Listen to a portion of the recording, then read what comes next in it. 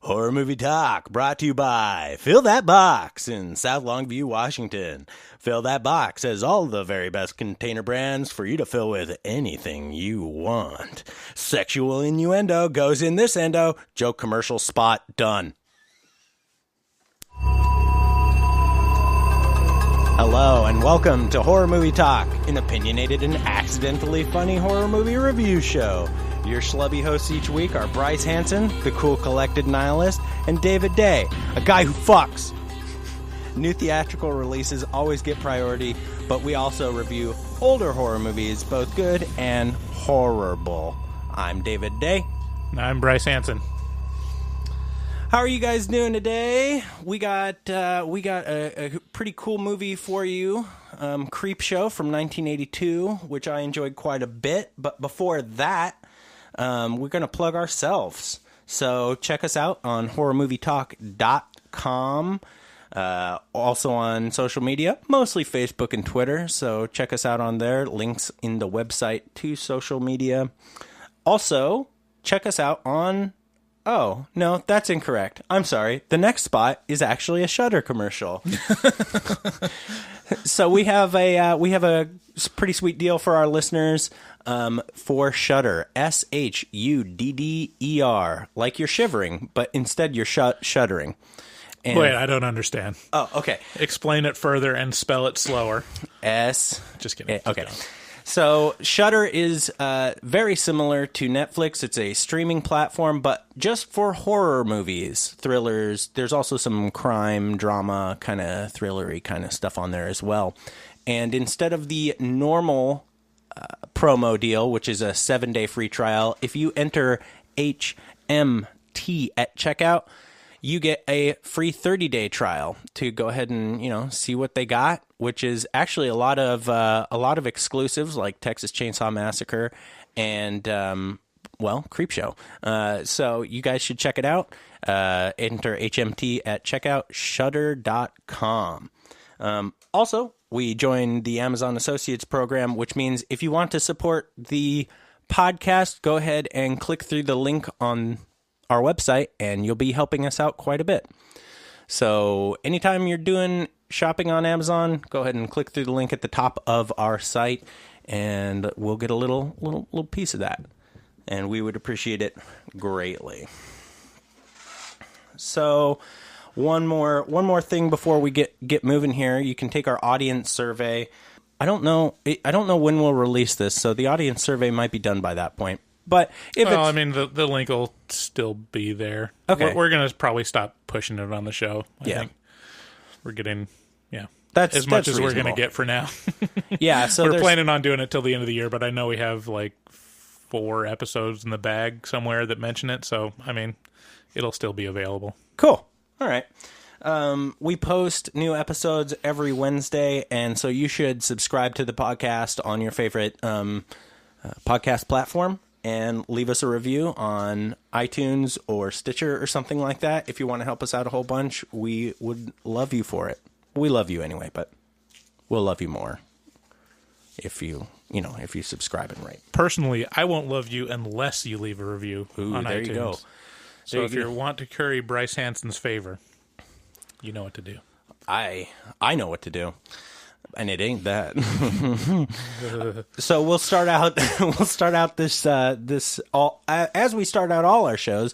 We start out by giving a brief review and our score for the movie. We score on a scale of 1 to 10, 1 being terrible, 10 being fabulous, and 5 being just kind of average, just kind of a C. Later, we'll be doing Lifetime Movie or Horror Movie, which is a fun bit where Bryce will have to guess what the description I'm reading is. It's going to either be a Lifetime Movie or a Horror Movie. Pretty fun game. And then we will also be doing Kill Count, a game where Bryce has to guess which movie has the higher kill count. And I've set it up to be just as diabolical as he has in the past. Today's kill count will be themed sci-fi / extremely high body count. So that's kind of going to be the theme. Thanks again for listening, and let's get into the show. Today, like I said before, we watched Creepshow from 1982, and I had a whole lot of fun. It's presented in a really fun way, has a ton of big names, and if you aren't into the story, you can just wait 20 minutes and see a new one because it's a compilation of 5 short horror stories. This was the only Romero film, so this was directed by George A. Romero. This is the only Romero film to open at number 1 in the weekend box office, and it was considered a sleeper hit in theaters, and its charm is mostly to blame for its success. So, without further ado, here's the trailer. Coming soon.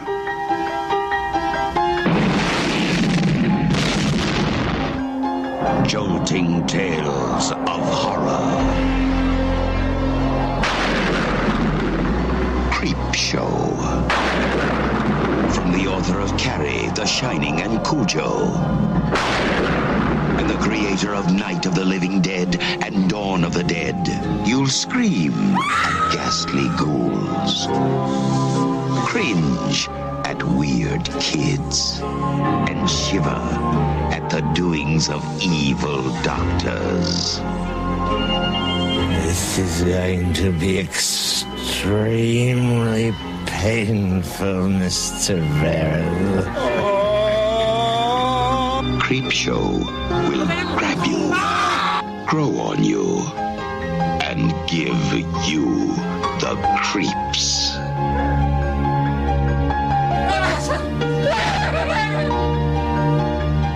No, this is going to be an entirely new experience. Creepshow, the most fun you'll ever have being scared.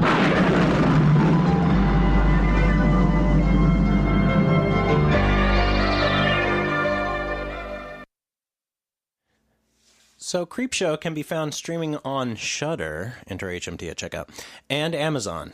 Click through the link on the top of our site. It's a cult classic that has remained low on horror fans' collective radar since it was released. It was directed by the great and powerful George A. Romero and written by Stephen King. This is, I believe, Stephen King's very first screenplay that he wrote. Yeah, he had movies that came out well, he had movies that were based off of his novels that came out before. Right, but Stephen King was directly responsible for the screenplay on this, and he also acted in, he was the sole star of one of the 5 stories. And was this all like brand new, or were these based on existing short stories? Do you know? That's a good question. I believe they were all based on existing short stories that he had written previously. Okay. So this was, Stephen King has a pretty legendary work ethic, and he just I think the idea of this was George A. Romero and Stephen King were friends, and they had kind of been looking for something to do together for a long time, and Stephen King just pulled this all together, pulled all his a bunch of useful short stories together that lended themselves well to this format, and they made it happen. So I enjoyed this movie so much that last night I went through and watched Creepshow 2, which was based on short stories written by Stephen King, and George A. Romero did the screenplay. He punched it all up, and then it was directed by David something, and it was not nearly as good to my eyes. Yeah. Anyway. Add to Creepshow that it had a cast that includes Leslie Nielsen, Ted Danson, Ed Harris, Adrienne Barbeau, and Stephen King himself, and you basically have, to me, a horror gem. The acting is hammy, the actors are having fun, the stories are spooky but not hard to handle for the easily spooked horror fan. This movie is like a trip down to Nostalgia Town. Creepshow is fun, funny, it's scary. I had a great time with Creepshow, and I envision going back to this movie for, kind of like a yearly basis kind of thing, because it was it's just fun. I gave Creepshow an 8 out of 10. while it is an excellent example of a cult classic, I think it's too light and breezy to be much higher than an 8 out of 10. So I think that's a ceiling for it. What did you think about it? I think that's pretty generous. I mean, full disclosure, I watched this and I was really tired, so I wasn't super into it. I think if you're talking about for what it is, then yeah, it's an 8 out of 10. Like, for what it's trying to be, it's really good at it. Right. Of the tone and, like, the campiness and, you know, introducing the gore elements when it can. It's really good, but for me, it was like, I don't know, it's hard to think of it as that much better than like a TV quality. Like, if this was on TV, I would definitely watch it. Yeah. But I'd give it like a 6 out of 10. That's probably fair. Yeah. Yeah, but I shouldn't be allowed to review movies that just lean very heavily towards all the things that I like a lot, right? Yeah. Because this is like an homage to creepy and eerie comic titles, right? So there's these comic titles called Creepy and Eerie, and like pretty specifically in like the 50s and 60s. 50s and 60s, yeah. And I mean, actually, I believe. Well, I don't know. I should have done a little bit more research on the publication dates that Creepy and Eerie ranged from, but lots of people's childhoods were formed reading Creepy and Eerie, and one of them is definitely Stephen King. He has a little vignette at the start and the end of this movie where there's this little kid whose dad just super disapproves of him reading comic books. It's very 80s. Yeah, very Twisted Sister. Yeah. It's like, screw you, Dad. Don't take my comics away. And the dad's just an ultra douche. And yeah, it's got like an interesting kind of vibe that it gives off, which is like Stephen King's a little kid and his dad threw away his comic book. Anyway. Without further ado, let's transition to the spoilers.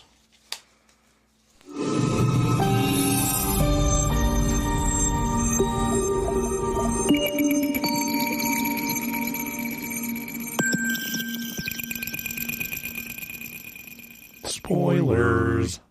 So Creepshow is presented in kind of a comic book format. I mean, it's cute and quaint and charming, but it's mostly a gimmick.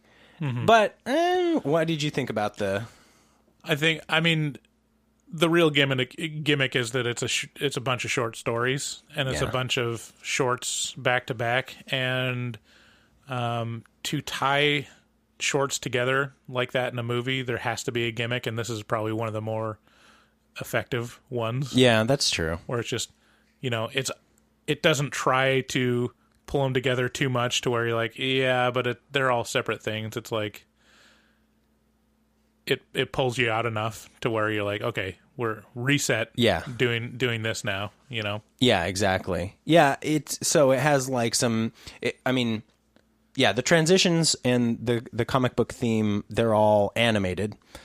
For the most part, and or at least they transition from live action into animation and then back again, and then they kind of like do some framing, and there's even a couple spots where they do like quote unquote edgy like double shots, you know, side by side shots where there's action happening in one frame over here and simultaneously on another frame on the screen there's action happening over here, and yeah, I mean, it's not like it's the focal point of the movie, but... Yeah, it's always interesting when movies try to pull over the tone and visual style of comic books. It almost always fails miserably. It really does. And this one, you just give it a lot of leeway because it's a bunch of shorts, and there's space for stylistic flair at the end of each short and transitioning it, you know?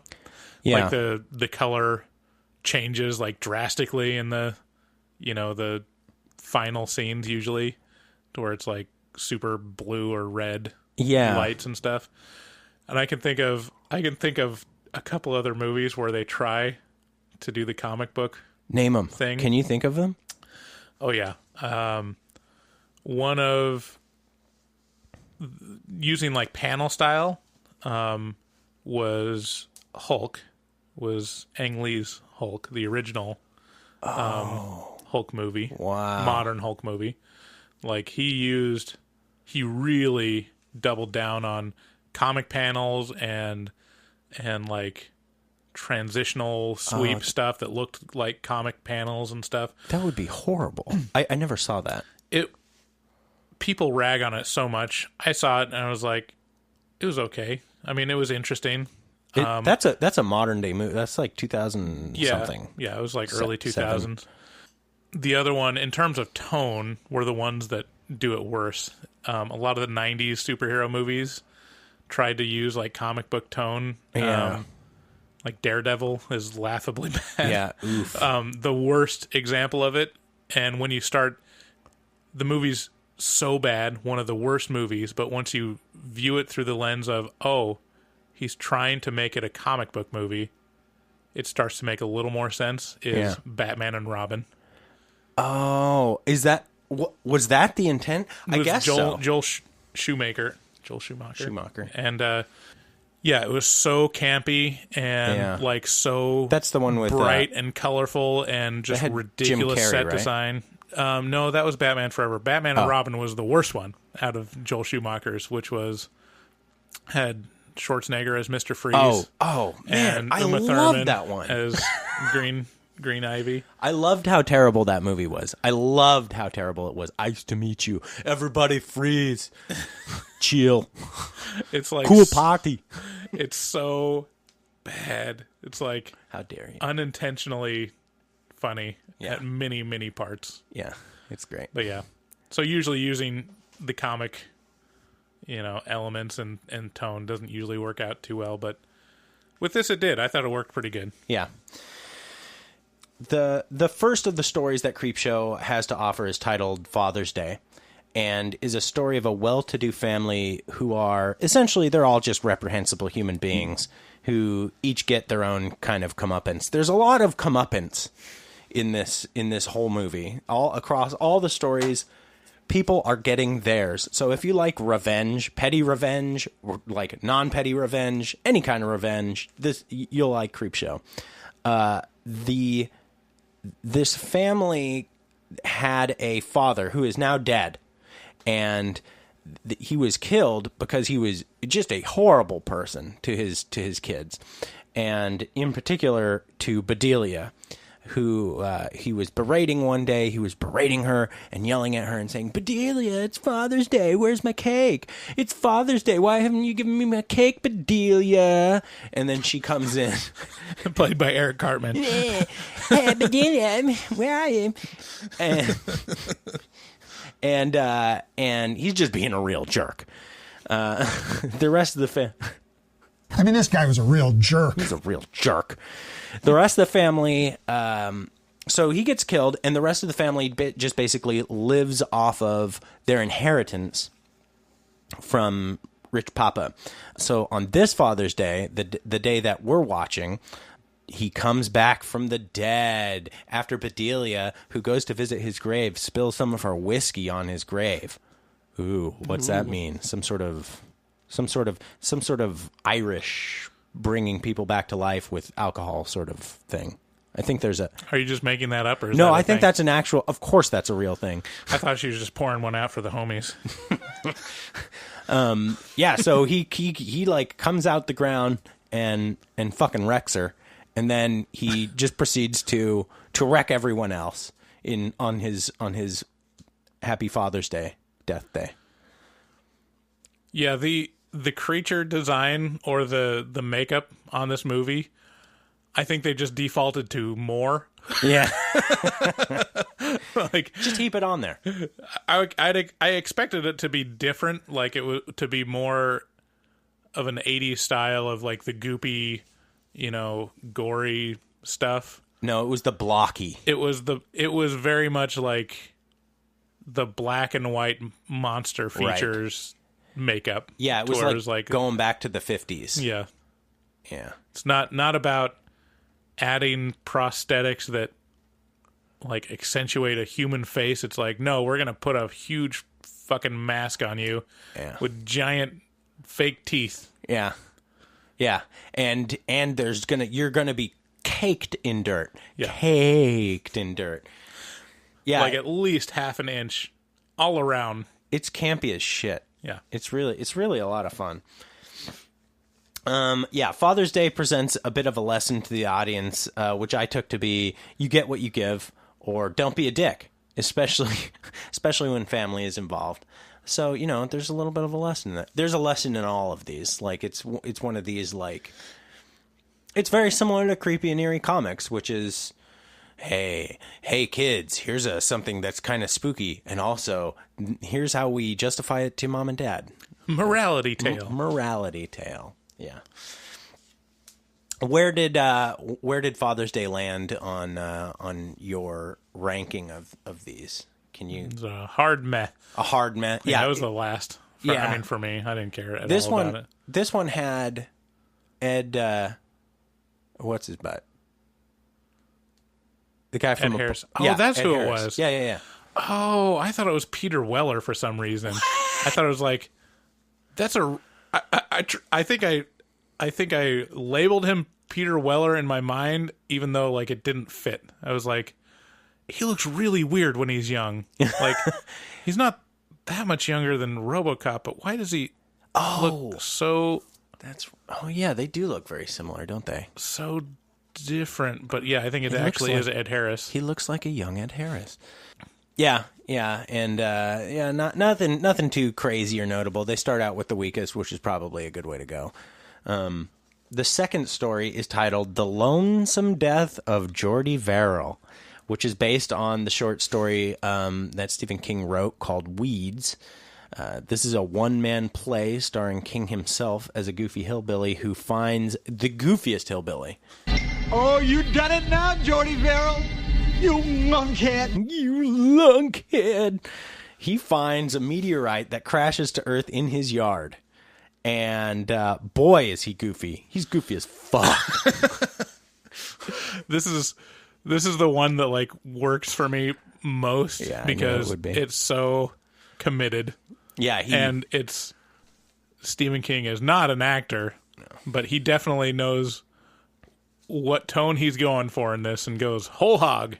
Well, if you're gonna like, it's a good strategy if you're not an actor, right? Right. Just commit to something and then fucking go all the way in. Yeah, if you're going to be in a role as a non-actor, be the idiot.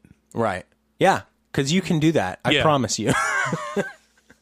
You can be an idiot. Anyone listening. And Stephen King can be too. I couldn't tell. I didn't recognize him right off the bat. I'm not used to looking at Stephen King's face or hearing his voice. And I think now you mostly see him with glasses, and he wasn't wearing glasses. And he was very young. And at the time. Goofy. He made a big effort to cross his eyes. How much coke do you think Stephen King was on? All the coke. All of it. he was having a great time. Yeah, so this is a one-man play. Actually, there's one or two other actors. There's a college professor who he. Well, it's like does he actually talk to him, or is it all in his mind? Yeah, it's in his mind. In the movie, yeah. So he like approaches this meteorite that lands in his yard, and of course he touches it, and then he has dreams about how rich he's going to become from discovering this alien thing that crashed to Earth. But he touches it, which is basically enough to spell his doom. He bumbles and stumbles around as his luck grows worse and worse, which is kind of the theme of this one. Oh, you done it now, Jordy Verrill? You lunkhead. He's a real lunkhead, let me tell you. Yeah, so he bumbles and stumbles around as everything he touches and everything that the meteorite touches begins to sprout alien life. Alien plants. Vegetation. Like grass. Yeah, and beards. Like vine beards. Yeah, this character is so dumb that you question whether he should be living alone. Oh, it was surprising to me that he was. Right. He was living alone in an old shanty, that was clearly passed down from generations of Verrills. Mm-hmm. And Oh, you done it now, Jordy Verrill? You lunkhead. good Lord. That's what they said when they got the shack. Oh, you done it now, Jordy Verrill, you lunkhead. But it was celebratory. Yeah. Yeah. Yeah. When they got the house. Oh, right. Yeah. Right. Okay. I see where you're going with that. Lonesome Death of Jordy Verrill was reminiscent of pulp magazines and stories from the 50s and 60s. I enjoyed the special effects in this quite a bit. Yeah. Yeah. I mean, the whole thing was so dumb that yes, the special effects matched, but they were fun. Yeah. It was dumb and fun. Then at the end, he blows his fucking plant brains out. Yeah. And it's like, great. The amount of plants that they commit to this set is insane. And it produces like a Star Trek-esque, like classic Star Trek-esque kind of quality. Right.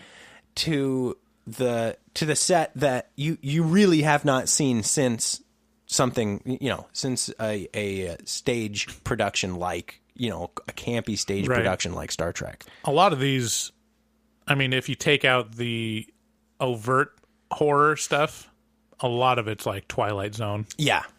Very much. This was probably the most Twilight Zone type story. Yeah. Out of all of them. Yeah, it was. It was Twilight Zone in color. Mm-hmm. And it was, I mean, it did an admirable job of being, of being Twilight Zone in color. Yeah, and they didn't have to kill any kids to do it. No, just Geordi. He had to, he definitely had to off himself because he was being overtaken with plans. Mm-hmm. That's the only thing you can do.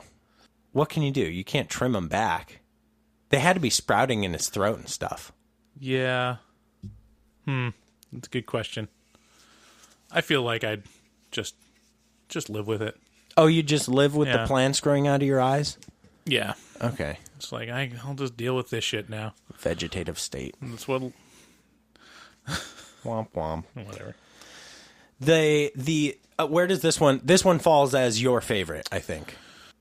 Yeah, in terms of tone, in terms of like stick with me. Yeah. Like that's it's the best example of what it's trying to be, I think. Yeah, I'd say that's probably fair. So the next short story is titled Something to Tide You Over. That's a play on words. That's a clue. I've got such a raging clue right now. The third story... It's about laundry detergent. Yeah, this one stars Ted Danson as Harry, who's the victim to Liam Neeson, who is a wealthy psychopathic killer. Although, he had a good reason, which is Ted Danson slept with his wife a lot. So I wouldn't, I might do what Liam Neeson does if someone were to sleep with my wife. All right. Note to self: don't sleep with David's wife. That's right. Actually, I think I'm pretty safe. I'm pretty sure you would change your mind by the time you dug a hole the size that I could fit in. I'd make you dig it.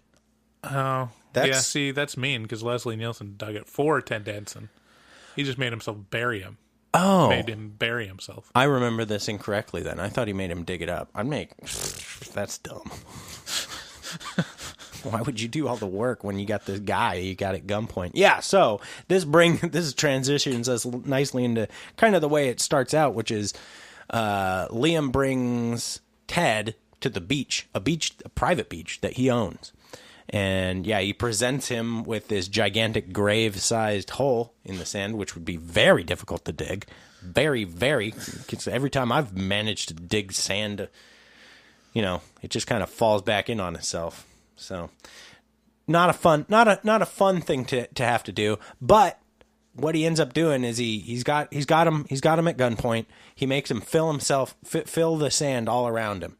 Right, so like he's almost like he's burying him alive, but he leaves his head up above the sand, and then he places a camera on him, and places a TV in front of him and attaches this long wire to the TV that sends a feed to the TV of his wife, who is also buried neck deep in the sand, and the tide is coming in.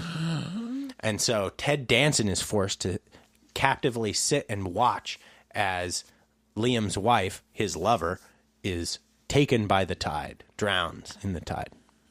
Mm-hmm.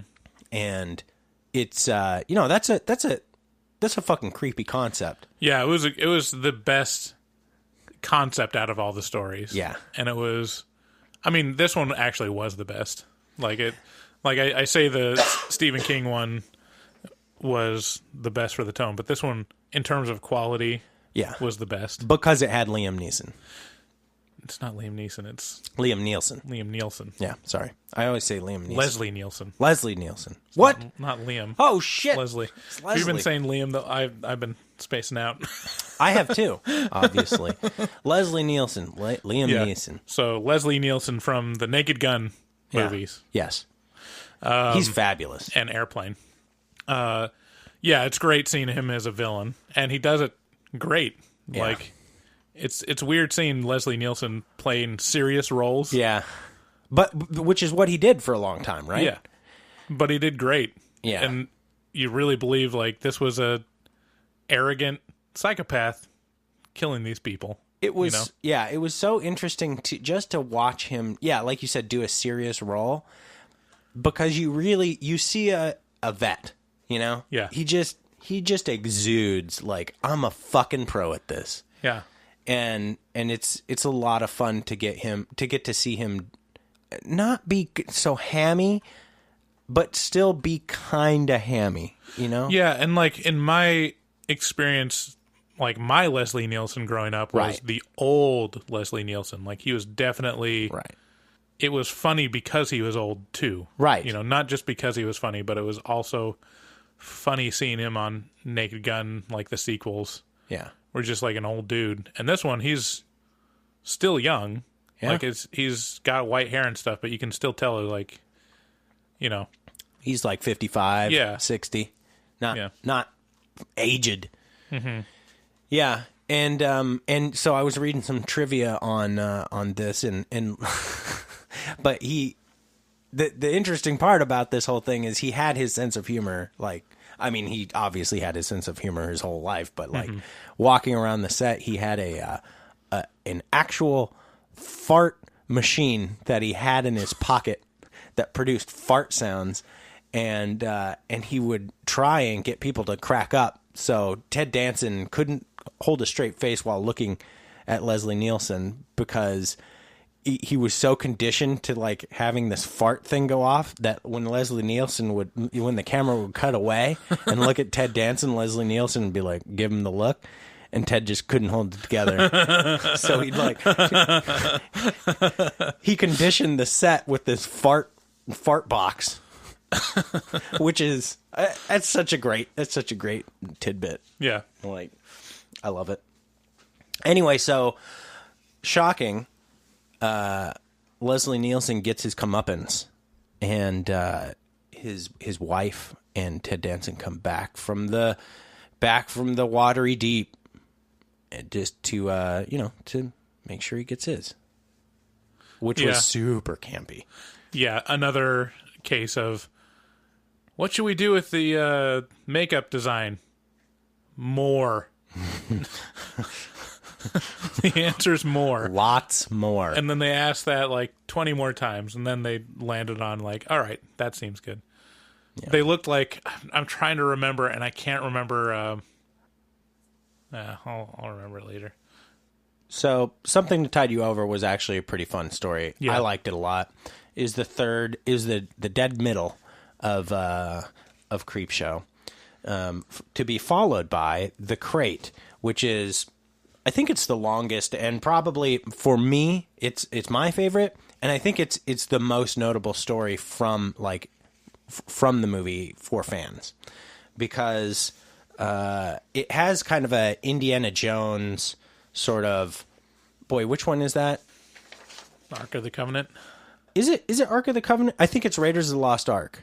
where they Raiders of the Lost Ark. Yeah, so it has a Raiders of the Lost Ark sort of vibe. You know that vibe? You know that scene in Raiders of the Lost Ark where they go to the warehouse and the Ark is in a box in a warehouse full of other boxes that are probably fucking just waiting to be rediscovered, just a bunch of weird, crazy shit. It's very that.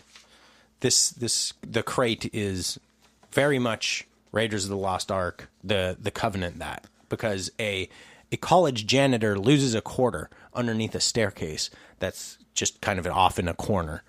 And as he goes to try and retrieve it, because quarters, they were worth something back then. Back then, a quarter was probably like $4,000 or $5,000 to us now. So he looks under the stairwell, and he sees this crate that has this date from like the 19th century, like 1826 or something like that. And he's like, wow, goddamn, like this is a really old box. What's in here? It's got all dusty and what's in here? So he goes and he tells a college professor, and the college professor's like, okay, fine. He gets him from a party, right? You were asleep at this point. I was asleep Look at this point. You. God damn, this is just so glossing upsetting. over. This is very upsetting to me. All I remember is that, So he goes after they open it. Yeah, he notifies Dexter Stanley, a college professor, and they open up the box to find one of the most crazy movie monsters that I can recall from the 80s, or at all. It was like the werewolf from Thriller, mixed but with a lot of extra teeth. Yeah, like tons, way too much teeth. Yeah, where the proportions are like way off, like. That's one of the disturbing things, because it felt like it could either be 7 feet tall or 4 feet tall. Right. And yeah, the proportions could either be like, I mean, obviously it can fit in a box somehow, but is it like cat size to where it looks huge, but it can actually sneak underneath a door? Ooh, that's creepy. Like, yeah, I couldn't get a read on how big this thing was supposed to be. There's a lot of the proportions in the crate that are all fucked up, which is to say exactly what you mentioned, right? So the size of the thing, the box is not that big. It's like maybe 3.5 feet by 3.5 feet square, and then it comes out and it seems gigantic because it pulls a man in and devours him whole, and then it proceeds to eat like 2 or 3 more people. Eat them up. How much room did this thing have in his body? Right. Was the box just full of shit? It was incredible how much this thing ate. But it was in this tiny little box. And it was very powerful. It was very strong for having been in a box for like over 100 years. Yeah. Which makes it, more interesting. One of the interesting little tidbits about this was that on the side of the box, it said from Antarctica. And I think it had some sort of verbiage on there that alluded to or made a callback to The Thing, or the original movie The Thing. So that's kind of, could be The Thing. Oh, maybe it is The Thing. It's a thing. It is a thing. It's definitely a thing. The crate also had a great story about Northrop. This dude, another college professor, whose old lady was a real bitch. And the amount of revenge and comeuppance... this guy was a real jerk. Except it was a girl. Yeah, she was a real jerk. The amount of revenge and comeuppance in the crate works really well, because she's just treating Northrop like her slave, basically, and everybody hates her. Nobody's interested in talking to this horrible woman. And once Northrop learns that there's this thing in this crate at the college, he's like, oh, here's my chance. I got to get rid of my old lady. So he runs over to the college. He cleans up all the gore from all the people that this thing's killed, and he carefully makes sure that the box is intact. And then he runs back, he calls his wife, and he's like, oh, dear, there's my friend Dexter Stanley. He's here, and I think he's assaulted a woman, and you need to help me cover this up. And so she comes running, and she's like, Northrop, what have you done this time? I have to clean up all your messes. And then he gets the monster to eat her, and he touches the monster in a lake or in I couldn't really tell. It was I think like it was a well. an old quarry, like that's all full of water. Okay. Something like that. I was also asleep at that point, probably. I knew it contained water and it was deep. This is very useful. It's good information. So I really enjoyed the crate. I can see why, and I think it kind of put Creepshow on the map as far as being iconic, just because of that monster. Yeah, the monster design, the concept is great. Yeah. This is another one that was very Twilight Zone-ish. Yes. I could totally see this on Twilight Zone because it contains like temptation. Oh yeah. It contains like plotting. Yeah. You know, Dastardly plotting. the one thing that it doesn't have quite right is that the husband that kills his wife doesn't get comeuppance. If it was a Twilight Zone episode, it would backfire on him definitely. He paid his due. Yeah, but if it was a Twilight episode, he would have definitely gotten his. Which kind of leads nicely into the last story in Creepshow, which is they're creeping up on you. This is definitely another one that would be found in the Twilight Zone, or at least has that same feel. They're Creeping Up on You is the final installment, and it's effective and fun. It was, I don't know, it's memorable for the fact that it's kind of a one-trick pony. It stars E.G. Marshall as Upson Pratt, who is cruel and ruthless and the owner of some gigantic corporation or business. And he lives very much like Howard Hughes did, in a hermetically sealed apartment, right? So he's very worried about germs and things being clean and perfect and pristine. And this movie just basically plays on that. So this is like, what would happen if Howard Hughes had a real big bug problem in his house? And the answer is Freak out real bad. So this was actually the most, as you know, at the start of the movie, at the start of the story, he notices one little cockroach run along, you know, his countertop, and he's like, "Oh no! Holy cow! If there's one cockroach, yeah, you're reading ahead here. If there's one cockroach, there's bound to be hundreds. So I have to nip this in the bud." And one balloons into two, and two balloons into like 20 million. And the interesting thing about this sketches or story is it was by far and away the most expensive part of the movie because of the cockroaches. This is astounding.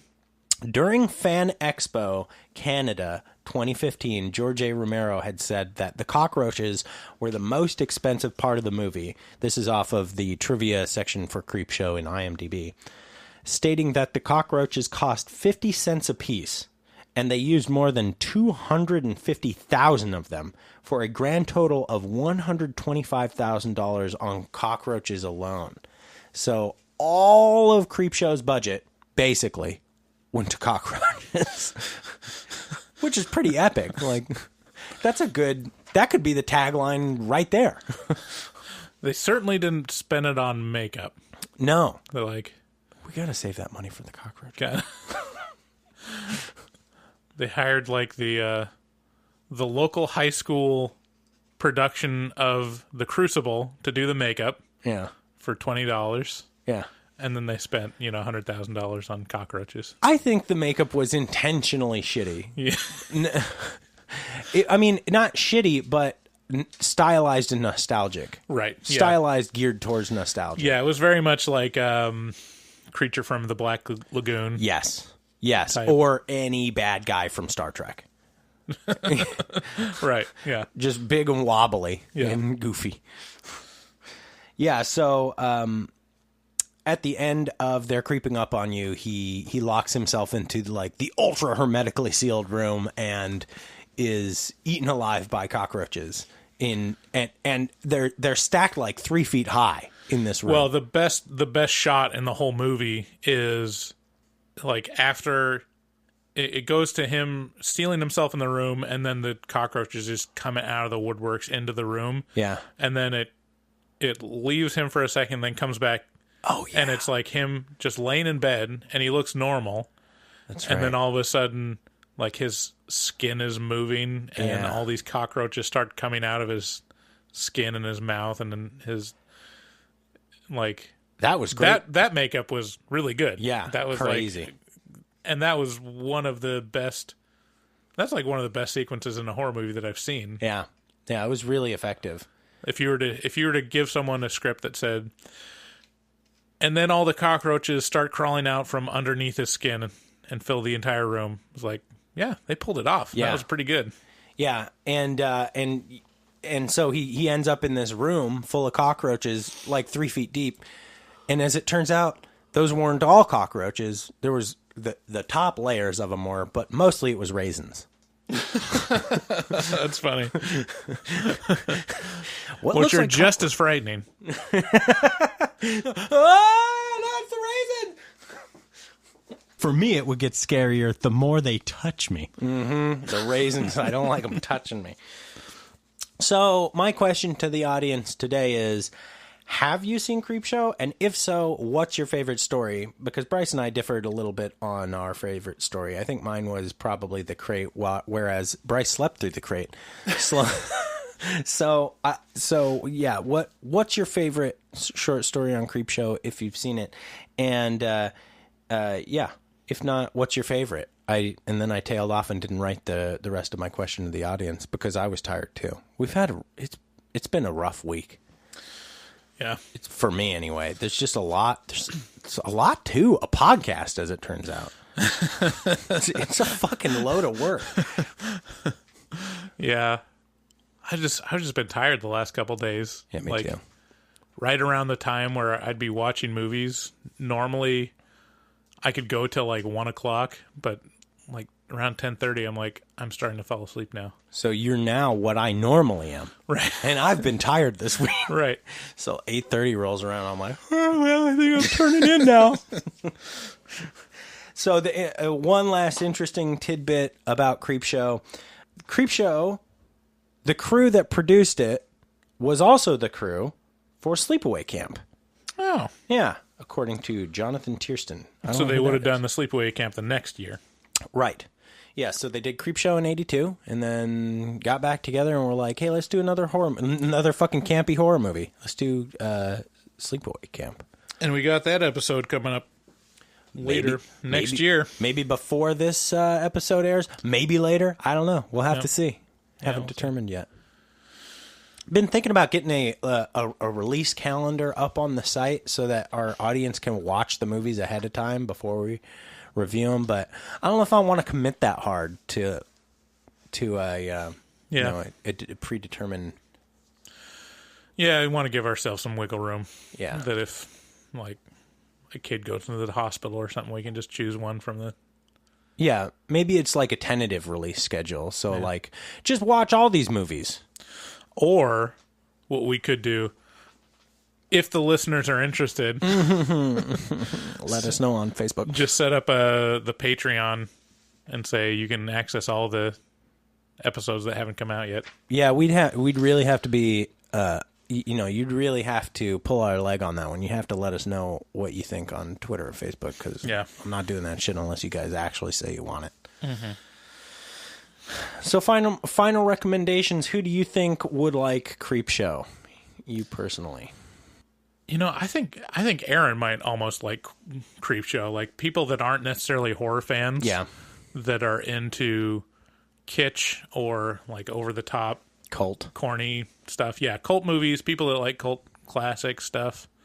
Yeah, I agree completely. That's almost exactly word for word what I was going to say. It kind of goes down as a pop culture piece, right? Which is, it's just something that everyone should see because it's an interesting piece of commentary on pop culture from the 50s and 60s and the 80s. Yeah. Right? I'm surprised that I've never seen it on TV. This seems like it'd be ideal for TV. It's perfect. It's light with, with intermittent, gore that can easily be edited nicely.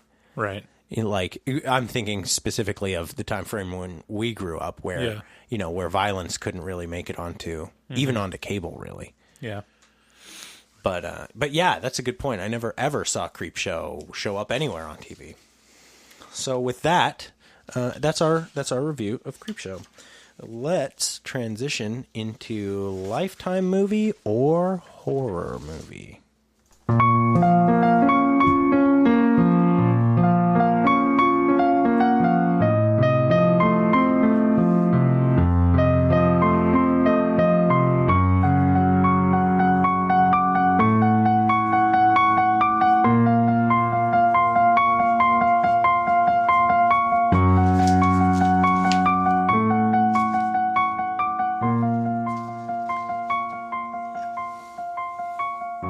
So Lifetime movie or horror movie is a bit where I read a description of a movie, five movies to be exact. You did drink coffee before we started. I did. You must be really tired. Yeah, I am. It's a bit where I read five descriptions to Bryce, and he has to descriptions of movies to Bryce, and he has to determine whether or not it's a Lifetime movie or a horror movie. I'm up for it. I was 5 for 5 last time. No, you were not. You were 5 for 5. You got 100% right. I think I was. Wow, we're gonna have to go back and check the records on that. Was that on? Which episode was that on? That was on The one that I emceed Killing last of the week. Sacred Deer. No. We'll have to go back and check the tapes. Okay. Are you ready? Are you ready for the I'm first ready. description? All right. First description goes a little something like this. A 40-something ex-policeman named Joe initiates an online relationship with a 20-something Tanya Sullivan. Conflicts arise after Tanya flies to Atlantic City to seduce Joe, and she reveals to him that she is married. I mean, it has to be Lifetime. Does it? With a name like Tanya Sullivan, that's Sullivan. totally a Lifetime movie. Why is that totally a Lifetime movie? I don't know. It just hits me. Tanya does reek of Lifetime, doesn't it? Mm-hmm. It must be because of the Harding. I don't know. Just Tanya Sullivan.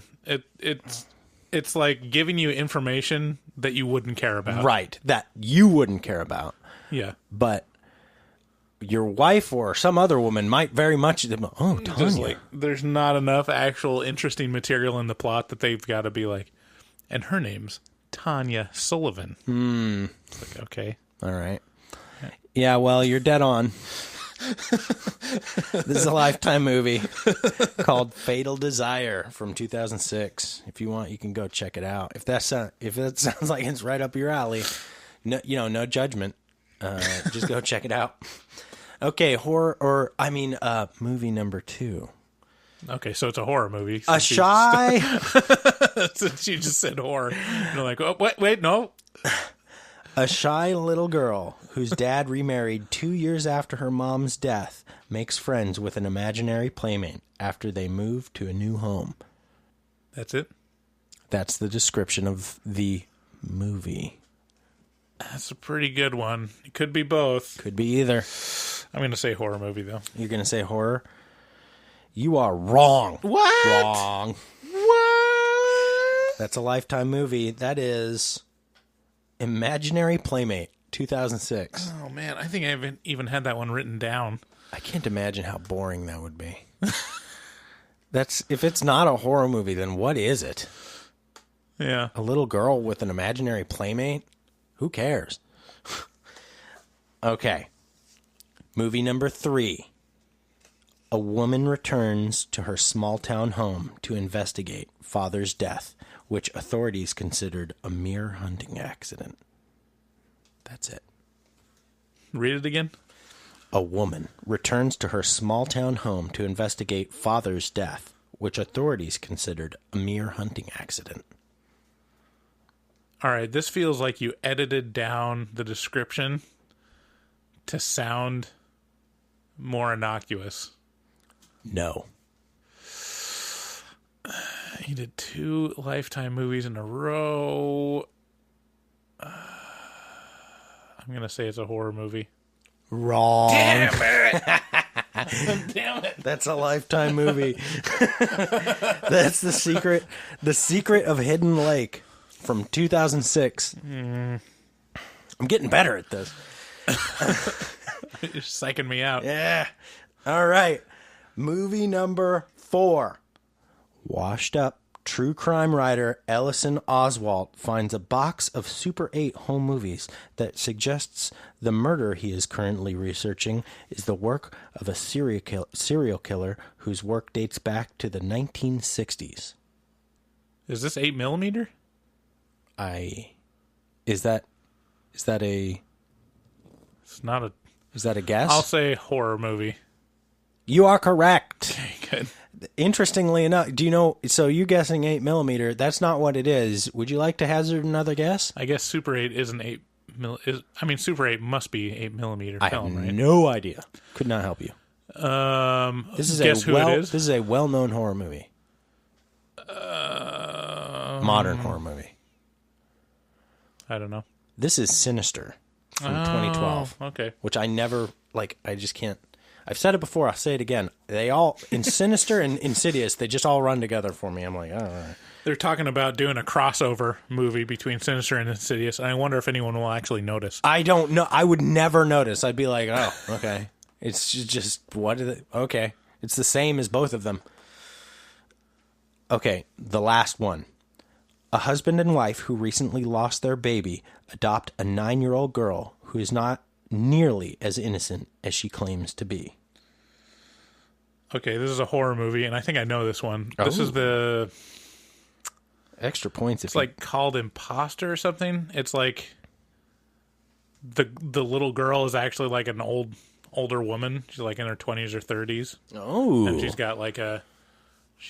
wears a choker.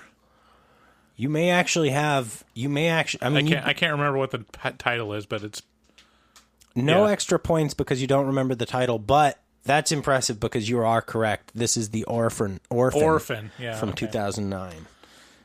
Yeah, so great job. You got 3 out of 5. I haven't even seen that. I've only seen reviews of it. I think I've seen it.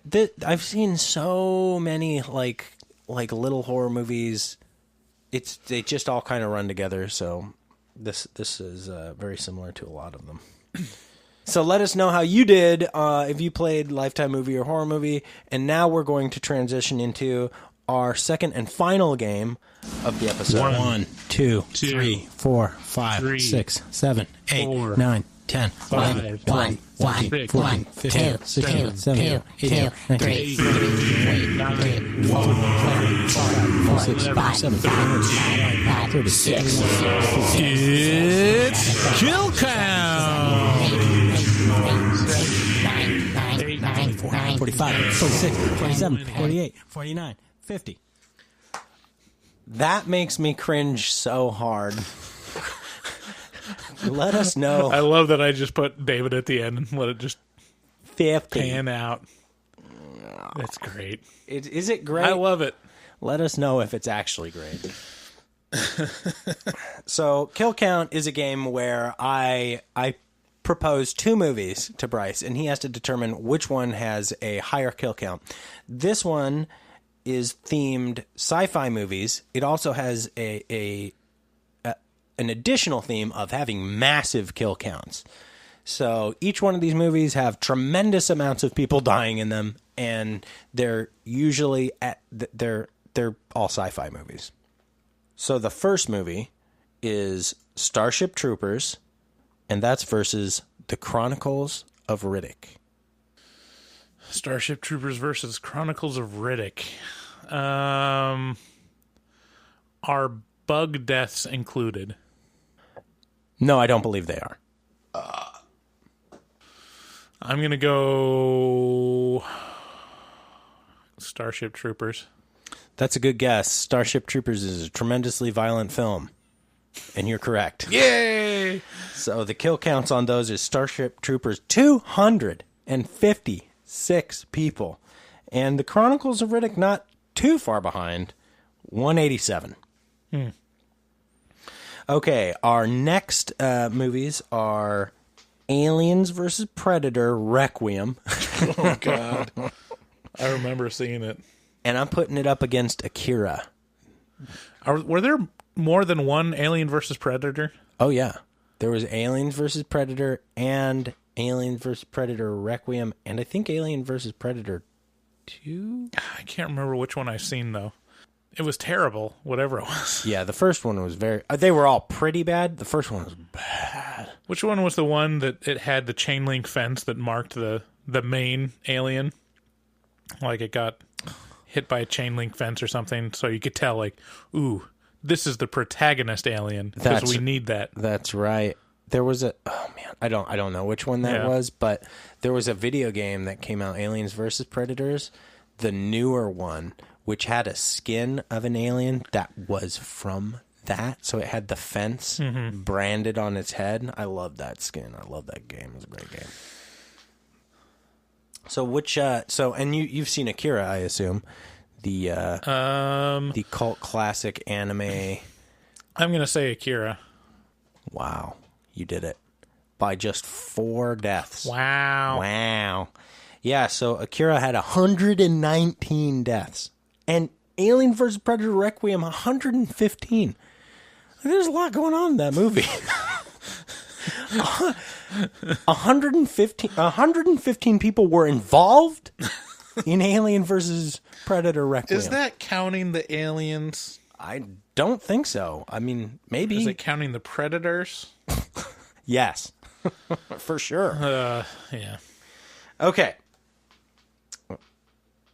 Next movie, or our next matchup is Resident Evil Apocalypse versus Blade. Ooh, both super campy movies. Tons of deaths. Man. Ooh, Yeah. If it was Blade 2, it'd be easy to say. Oh, yeah? Why's that? Blade 2 is just... Insane. I think there's an entire dance floor of people that gets murdered. Yeah, that's right. Oh, man, that was a great one. I'll say Resident Evil Apocalypse was the last one? Was it the last? I believe so. Like, nothing hinges on this. Like, I don't take your kids if you get it wrong. Yeah, I'm going to say Blade. Wrong. Damn. Wrong. It's Resident Evil Apocalypse. 123 deaths on that one versus Blade, which is not far behind at 111. I really like the Blade trilogy. Like, all of those were great. Blade 1 and 2 are great. I've heard that Blade 3 was a clusterfuck. Yeah, I can't really recall Blade 3, so maybe it was just 1 and 2 that were great. I love seeing clips of Ryan Reynolds talking about the experience of filming Blade with Wesley Snipes. Ryan Reynolds was in Blade? Mm-hmm. I don't recall that. And he talks about how they didn't, I don't even think he could film his scenes with Wesley Snipes, the scenes that he was in with Wesley Snipes. Why? Just because Wesley Snipes was super difficult and wouldn't come out of his trailer or something like that. Wow.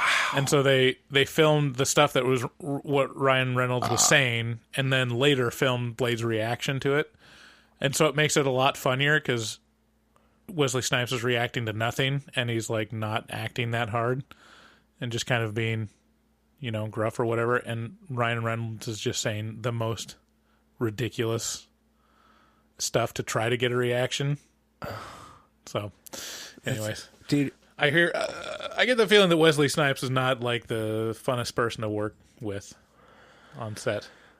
Well, is he out of jail yet? Yeah, he's been out of jail for a while. Oh, he got sent to jail for tax evasion. It's kind of a dumb move on the government's part. Yeah. Because he could be out, as Adam Carolla says, he could be out there making tons more money that you can get him legit taxes from him. But instead, he's sucking up taxpayer money, sitting in prison. Right. That's stupid. Anyway, pair up number 4. So we got a favorite of yours. You're actually wearing a T-shirt of it right now.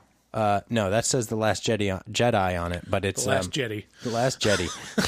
Sponsored by Volvo, sponsored by Volkswagen. So this is Star Wars: A New Hope, which I think that picture is from A New Hope, probably. I mean, it looks like it. Anyway, Star Wars: A New Hope versus Children of Men. Oh man. Yeah, let's go Star Wars. Wrong. But they're very close. They're only 2 apart. Children of Men, 75. Star Wars: New Hope, 75. I'm gonna always default to the war movies because war, there's a lot of death. Yeah, war equals hell. Yeah. Final movie is, or final pair up is Serenity. Of I believe that's of Firefly origins versus The Fifth Element. Fifth Element. Oh, wow. Why are you so quick on that? What makes you say Fifth Element? Just because. Because I want to get this over with, David. Jesus Christ. Well, there's the whole, like, cruise ship full of people that basically die. Yeah. So. Yeah, you're right. Okay. Fifth Element has 80 people, and Serenity has 74. So I don't know how many you got. I think you got like 3 again. That seems about right. So good job. Yay, me! And with that's starting to wrap up our episode. Game over, man. It's game over. The game's over now, Bryce. So with that, thank you very much for listening to Horror Movie Talk. Check us out at horrormovietalk.com. If you're doing any shopping on Amazon, just click through the link on our website to help support the podcast. Go ahead and bookmark that link, and that way, every time you head to Amazon, you can you can give us a little boost. Put a few cents in our pocket, because those 25 cents, they could be worth, they could be worth $5,000 or $6,000 in 20 years from now. So that could make a big difference to Bryce and I, who will be doing this in 20 years. You wait and see. It'll happen. Again, take our audience survey if you haven't already, and thank you very much for listening. Oh, finally, Shudder. Check them out. SHUDDER. Enter HMT at checkout, and you get a free 30-day trial subscription to Shudder, which is the horror movie streaming service. So check them out, enter HMT at checkout, and it'll help us out quite a bit. And with that, we love you very much. Thanks, everyone. Bye-bye. Bye.